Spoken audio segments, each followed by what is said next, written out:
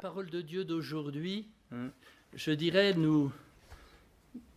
presque comme d'habitude, nous montre la condition humaine et nous montre la condition divine, nous montre qui est Dieu.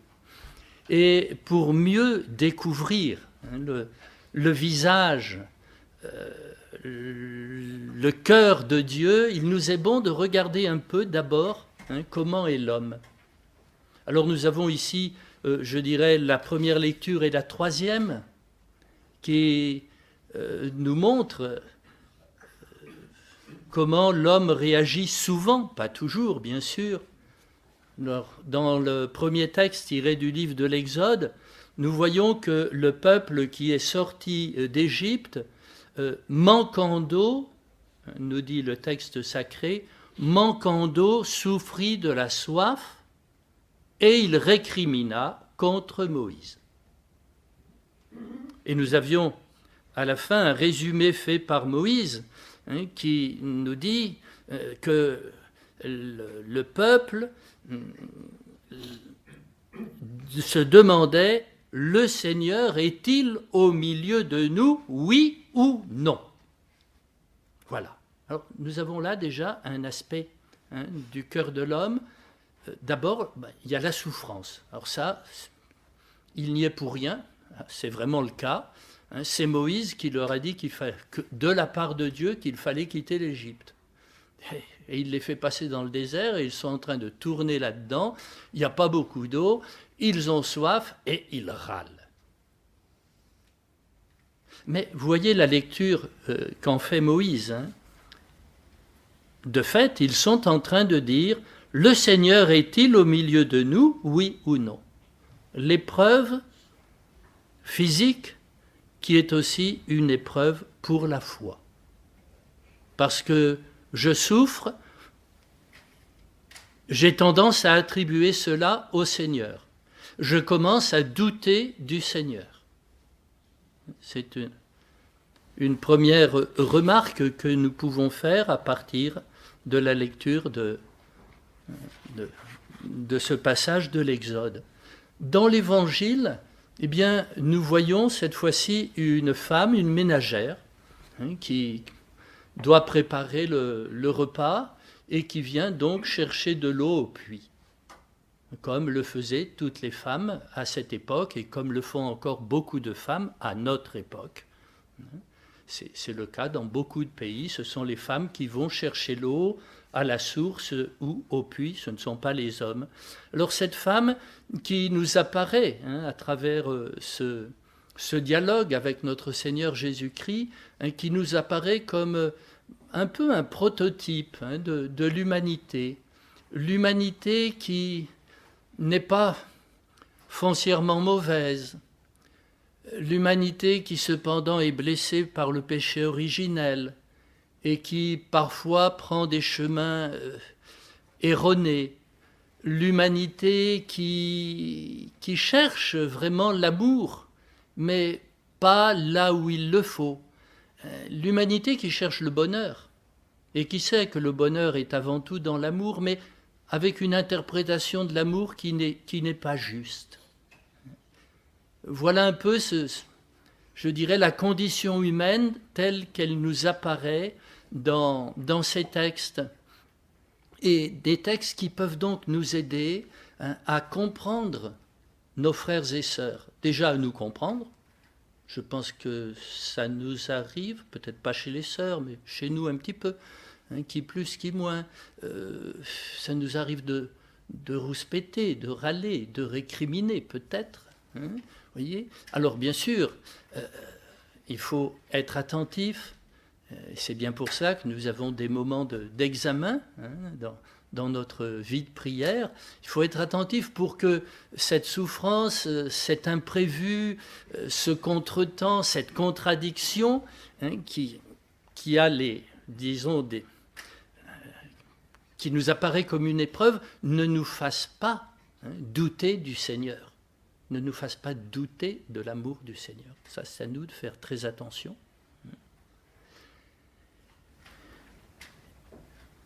Et toujours, il y a cette question que donne Moïse, là, le Seigneur est-il au milieu de nous, oui ou non?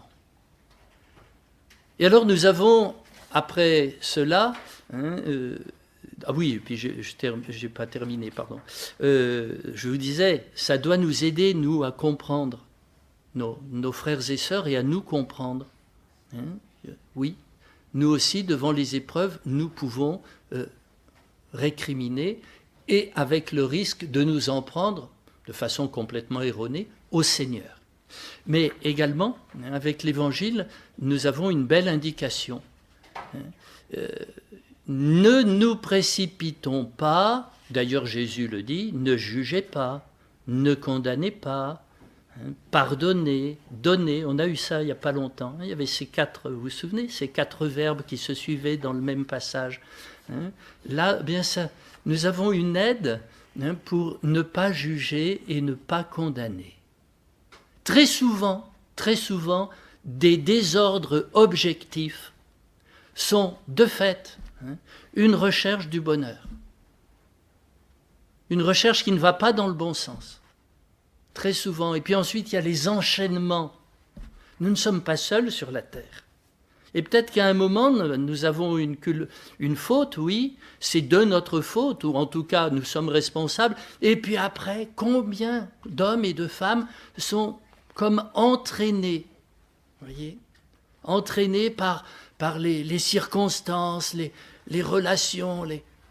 Il y a aussi là pour nous une invitation à essayer de comprendre la condition humaine. Comme Dieu qui connaît les cœurs et les reins. Eh bien nous sommes aussi, je crois, appelés à ne pas juger, à ne pas condamner, mais à essayer de comprendre. Alors maintenant, la condition divine. C'est assez frappant de voir que Moïse crie vers le Seigneur, et le Seigneur écoute sa prière, et il leur donne à boire. C'est très très clair. Alors ça nous montre bien que le Seigneur, est-il au milieu de nous? Eh bien oui, il est au milieu de vous, il est au milieu de nous. Le Seigneur est-il au milieu de nous, oui ou non? Eh bien oui, nous en avons la preuve. La prière de Moïse pour le peuple est exaucée. Et alors dans l'Évangile, cette femme ne vient pas avec une récrimination, mais je ne vais pas développer cela. Nous voyons comment, de fait, elle rencontre celui qui va être la réponse à toutes les questions qu'elle ne se posait sans doute pas intellectuellement, mais existentiellement. Sa vie désordonnée était une suite de questions. Et voilà qu'elle trouve la réponse.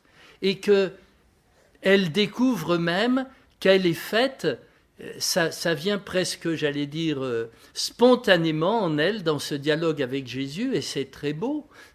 Elle ne s'attarde pas du tout sur la question du nombre d'hommes qu'elle a eu, et puis sur le fait que l'actuel, c'est pas le sien, c'est pas son mari, mais voilà que devant Jésus, elle se tourne vers Dieu et elle parle bien de l'adoration. Où est-ce qu'il faut adorer? Dans le temple au sommet du Garizim ou bien à Jérusalem? Elle est à la recherche de la vérité de Dieu avec elle. Nous connaissons la suite, les réponses de Jésus. C'est très beau. Alors la condition divine, c'est que Dieu est présent, que Dieu est au milieu de nous et qu'il vient nous révéler à nous-mêmes et se révéler à nous. C'est ce qui se passe dans cet épisode de la Samaritaine. Il l'aide à découvrir son cœur, à découvrir ce qu'elle a au plus profond d'elle-même, et puis elle l'aide à découvrir qui est Dieu et où on peut l'adorer. Et il va même jusqu'à lui dire que l'heure vient où les vrais adorateurs adoreront en esprit et en vérité. Alors voilà, je crois, ce qu'on peut tirer, entre autres, de ces deux textes qui sont très riches. Et je terminerai avec le début de la lettre de saint Paul aux Romains. Frères, nous qui sommes devenus justes par la foi, nous voici en paix avec Dieu par notre Seigneur Jésus-Christ, lui qui nous a donné par la foi l'accès à cette grâce. Mais Dieu est-il au milieu de nous, oui ou non? Il n'était pas en paix. La Samaritaine, quand elle retourne au village, est en paix de sa rencontre avec Jésus. Et nous avons, nous, cette affirmation de saint Paul qui nous concerne, qui est la réalité de tout chrétien, par la grâce de Dieu, être en paix avec Dieu. Et il nous dit bien que c'est parce que notre Seigneur Jésus-Christ est mort pour les impies que nous étions. Nous allons donc poursuivre notre célébration et ce sera vraiment la mort de notre Seigneur Jésus-Christ, cette mort rédemptrice que nous allons réellement revivre au milieu de nous dans la célébration eucharistique. Et bien que le Seigneur nous donne une foi de plus en plus grande en sa présence au milieu de nous et en la grâce qu'il nous accorde tout particulièrement dans l'Eucharistie. Et ce sera pour nous l'occasion de prier pour tous ces frères et sœurs qui, en Europe, aujourd'hui, ne peuvent pas célébrer l'Eucharistie.